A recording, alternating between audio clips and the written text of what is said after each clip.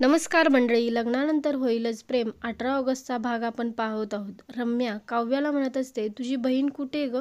ती 24 तासाच्या आत पुरावे गोळा करून आणणार होती आणि ती कुठे आता? त्यानंतर लगेच इथे नंदिनी येते आणि नंदिनी म्हणते, आहे ना पुरावा. पुरावा मी घेऊन आले. आणि दीपकला पाहून वसुंधराला मात्र घाबरगुंडी सुटलेली आहे. तर दीपक आल्याला पाहून सगळ्यांना खूप मोठा धक्का बसलेला आहे आणि जीवा नंदिनीला प्रश्न विचारतो, तू ह्या माणसावरती कसा काय विश्वास ठेवू शकतेस नंदिनी? नंदिनी म्हणते, तुम्ही काळजी करू नका जीवा, माझ्यावरती विश्वास ठेवा. आणि त्यानंतर वसुंधरा दीपकला पाहून म्हणते, कोण आहे हा माणूस? मी ह्या माणसाला ओळखत नाही. दीपक म्हणतो, मी तोच आहे ज्याला तुम्ही नंदिनीला लग्नातून किडनॅप करायला लावलं होतं वसुंधरा मॅडम. तर वसुंधरा विक्रमला म्हणते, विक्रम मी असं काहीही बोलले नाही रे. माझ्यावरती खोटे आरोप केले जात आहेत. त्यानंतर नंदिनी म्हणते, आम्ही कोणावरती खोटे आरोप किंवा एखाद्याचं आयुष्य उद्ध्वस्त करत नाही.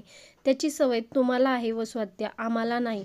आणि असं बोलल्यानंतर रम्याला मात्र फारच राग येतो. तर आता आपल्याला पुढील भागामध्ये काहीतरी वेगळंच घडताना दिसणार आहे.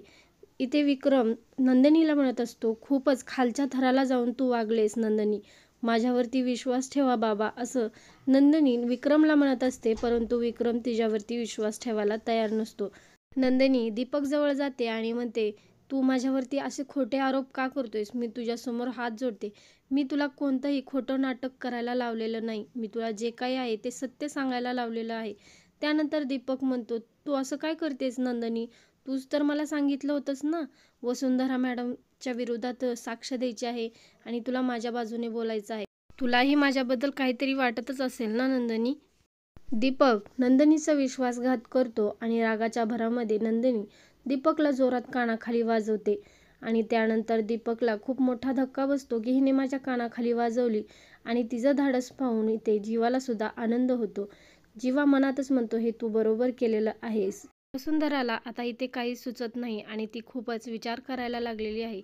काव्या नंदिनीला म्हणते, मी तुझी साथ कधीच सोडणार नाही ताई. तू लढ आणि मी तुझ्या पाठीशी आहे. आता दीपक जे काही खरं आहे ते सत्य सगळ्यांसमोर सांगेल की आणखीन पलटी मारेल? पाहायला इंटरेस्टिंग